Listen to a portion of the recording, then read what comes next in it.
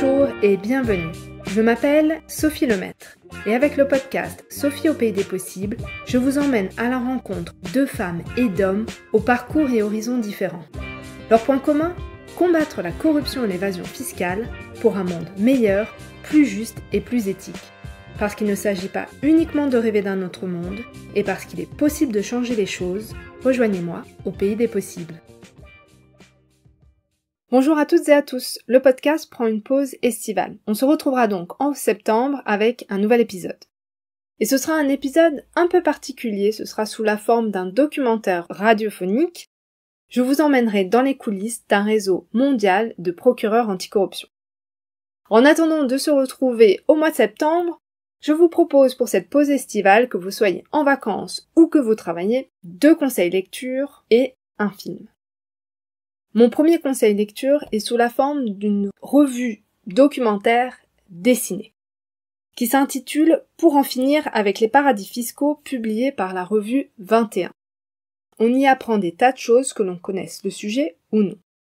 Par exemple, vous y découvrirez le trafic d'or à Dubaï, les petites recettes pour faire de l'optimisation fiscale, l'achat d'œuvres d'art pour blanchir des capitaux. Vous pourrez également retrouver des entretiens avec Bernard Bertossa, qui est l'ancien procureur général de Genève, avec Renaud Van Rumbey, qui est un ancien juge d'instruction financier, mais également un entretien avec l'économiste Gabriel Zucman.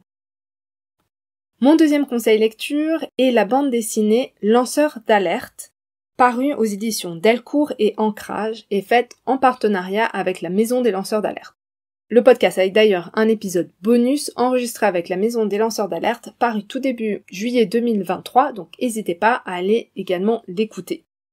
Pourquoi est-ce que je vous recommande cette bande dessinée ? Eh bien parce que vous pourrez y découvrir le parcours de nombreux lanceurs d'alerte en France sur plein de sujets différents, par exemple sur la pollution industrielle, sur la corruption dans les marchés publics de l'eau, sur la sécurité des données personnelles.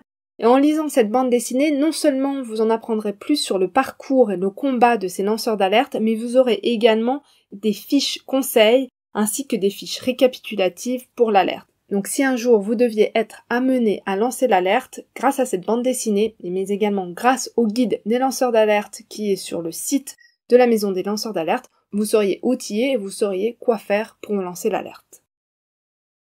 Sur la question d'alerte, le podcast a plusieurs épisodes. Vous pouvez notamment retrouver l'épisode enregistré avec Antoine Deltour sur les LuxLeaks, donc le premier grand scandale d'évasion fiscale qui a été révélé au grand public.